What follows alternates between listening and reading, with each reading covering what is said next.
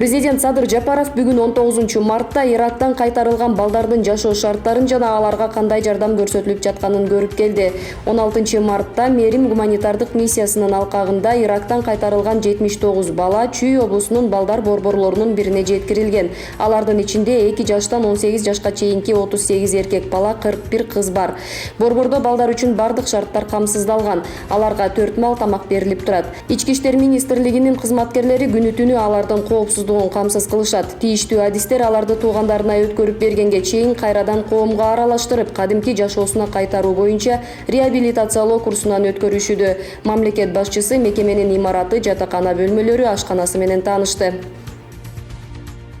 Премьер-министр Улукбек Марипов бүгүн 19 мартта архитектура, курулуш жана турак жай коммуналдык чарба мамлекеттик агенттигинин жетекчиси Урматбек Көкөчаровго сөгүш берүүнү сунуштады. Буга чейин курулуш тармагындагы маселелерди чечүүгө ким тоскоол болсо ээлеген кызматынан бошотууга чейин катаал чара көрүлөт, деди премьер-министр.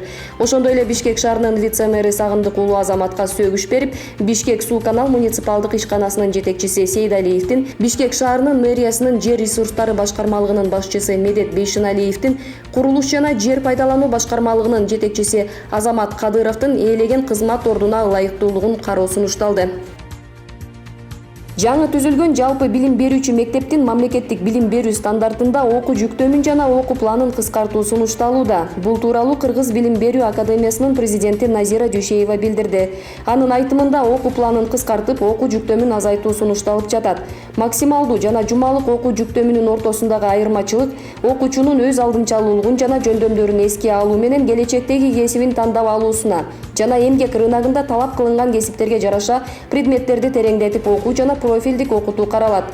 Ошондой эле жаңы билим берүү стандартында башталгыч мектепте баа коюу боюнча сунуштар түшкөн. Эгер буга чейин 2-класстын 2-жарым жылдыгында баа коюлуп баштаса, эми баа 3-класстын 2-жарым жылдыгында баа коюу сунушталган. Бул азырынча жөн гана сунуштар. Талкуудан кийин чечим кабыл алынат, дейт Назира Дүйшеева. Талас облусунда 12 февралдан бери коронавирус жуктургандар каттала элек. Бул тууралуу бүгүн 19 март күнү Талас облусунун саламаттыкты сактоо бөлүмүнөн билдиришти. Дарыгерлердин билдирүүсүндө ооруканалардагы бейтаптар сакайып үйлөрүнө чыгарылган. Кызыл зоналар жабылып болгону Талас районунун Көк Ой айылындагы оорукананын имаратына рентген аппараты коюлган. Бир суткада 96 кишиден вирус аныкталды. Бишкек шаарында 43, Ош шаары 2, Чүй облусу 35, Ош облусу 3, Нарын облусу 3, Ысык Көл облусу 8, Жалал Абад облусунан 2 кишиден вирус табылды. COVID-19 илдетинен Бишкек шаарында 2 бейтап каза тапты.